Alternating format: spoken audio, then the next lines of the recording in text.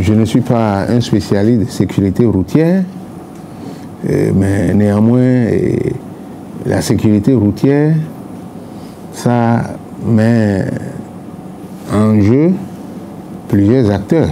Et les acteurs, on se retrouve avec ceux qui conduisent. Je veux parler des privés, les transporteurs des gros véhicules, les petits véhicules, les taximens, les émigrants, même les piétons. Alors donc, en face de ceux que je viens de citer, nous avons les autorités qui sont en charge de la sécurité routière. Je vais parler de la police, de la gendarmerie et la structure administrative chargée du contrôle de la sécurité routière dans notre pays. Alors donc, je crois que toutes ces gens mis bout à bout répondent de la sécurité routière dans notre pays, parce qu'il est trop facile d'accuser souvent l'État lorsqu'il y a des infractions de route. Alors donc, tous ceux qui, d'une manière ou d'une autre, sont en contact avec la route, doivent aussi prendre un certain nombre de dispositions qui consistent à sécuriser tout le monde. Donc, je vois sur ce terrain les véhicules qui doivent respecter un certain nombre de critères, les visites techniques, les contrôles mécaniques et tant d'autres paramètres que je ne saurais pas prétention dire que je maîtrise. La régulation de la situation, cela relève de la police urbaine essentiellement.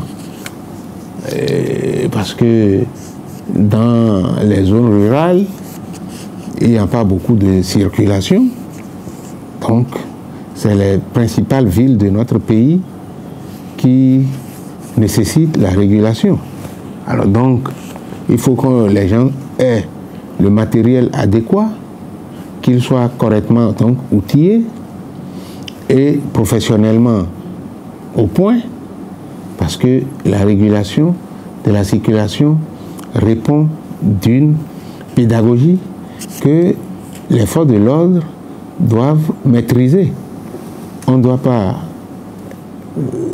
verser dans l'improvisation au point de verser dans l'insécurité. Alors donc je crois que le gouvernement doit veiller à ce que ceux qui sont chargés de la sécurité routière ou de la régulation soient suffisamment équipés et à tout moment, et lorsqu'ils sont sollicités, puissent répondre spontanément et sans faille. Je sais que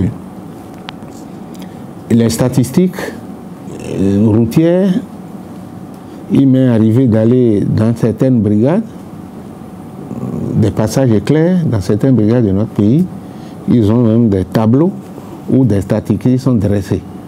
Donc moi je n'ai pas une idée précise, parce que pour faire ça, il va falloir comptabiliser les accidents de circulation pour être en phase avec ce que je suis en train de déclarer. Celui qui ne porte pas de casque ou porte des casques fantaisistes, c'est une responsabilité pénale, personnelle plutôt. Les gens prennent des risques personnels. Mais la vie, on ne doit pas s'amuser avec la vie n'a pas de prix. Et il faudrait-il que les gens soient suffisamment conscientisés. Parce qu'on parle des casques, ce n'est pas d'aujourd'hui. Mais effectivement, on voit des gens avec des casques artificiels, avec des casques fabriqués avec des objets trop fragiles. Donc les gens s'amusent avec leur liberté, avec leur vie tout court. Et l'État n'est pas là pour encourager des accidents liés même à des risques personnels.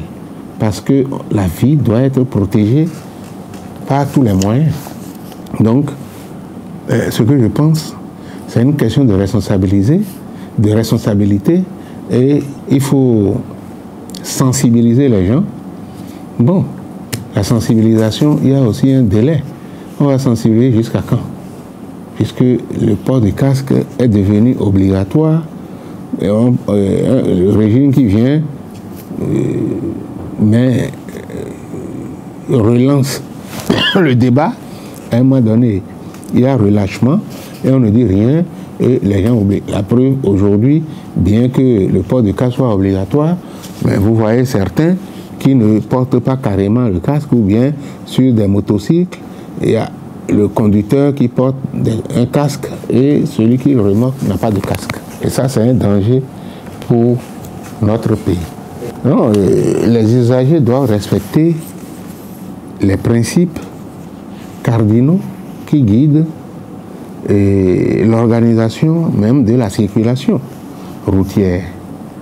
Et lorsque les forces de l'ordre interviennent pour défaut d'un matériel de protection, d'une pièce défectueuse, d'une assurance périmée, parce que tout ça, ça rentre dans la panoplie des exigences sécuritaires. Je crois qu'on ne doit pas les prendre pour des ennemis ou des enquiquineurs. Les gens doivent accomplir leur mission de façon diligente et nous devons, les usagers, les aider pour la sauvegarde de la vie humaine.